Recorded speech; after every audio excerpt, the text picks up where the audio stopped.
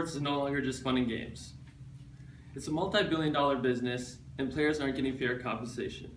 No matter D1, D2, D3, or even junior college, athletes deserve a fair share, and it's up to us to make a change so athletes get what they deserve. NDSU is known for their athletics: track, football, basketball, and even baseball. And these athletes don't have enough time to earn an income because of their time commitment to their own sport.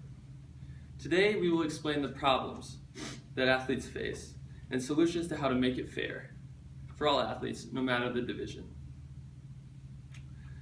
How many of you think it'd be fair working far from home, long hours at a full-time job, and not getting paid?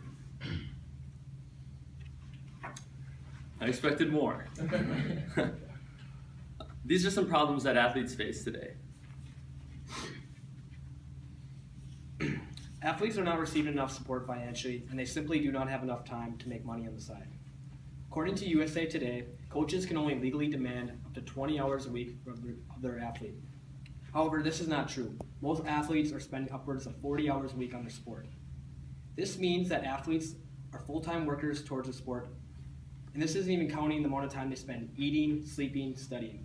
When you add this all up, there's virtually zero time for the athlete to do anything else, let alone earn a side income. These problems we just explained, such as the athletes not making enough money and not enough time to make money for these athletes, it has adverse side effects on these student athletes, especially when they try to get the basic necessities they need. These adverse effects cause the inability for athletes to meet their basic necessities, such as money, food, clothing, and even mental health. This affects athletes that are well-known and even small athletes from a junior college. Shabazz Napier, a big-name college basketball player from UConn, often said he went to bed hungry and did not receive enough support for him to buy meals on the side. That was according to SBNation.com.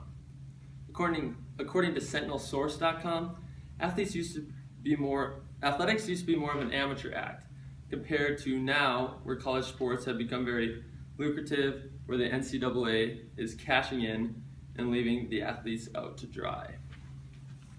After talking about these causes to why athletes don't get enough support, we will now talk about the solution to this problem. According to ESPN, the solution is to simply start paying the athletes and allow them to take endorsements. There's not a single person in the United States that can't take money for something they earned, other than our college athletes. According to the Huffington Post, a game-worn Leonard Fournette jersey sold for $101,000 at an auction. Leonard Fournette is a star football player at LSU who, after the game, gave his jersey up for an auction, and it sold for $101,000, and under NCAA rules, he was not allowed to take a single cent out of that.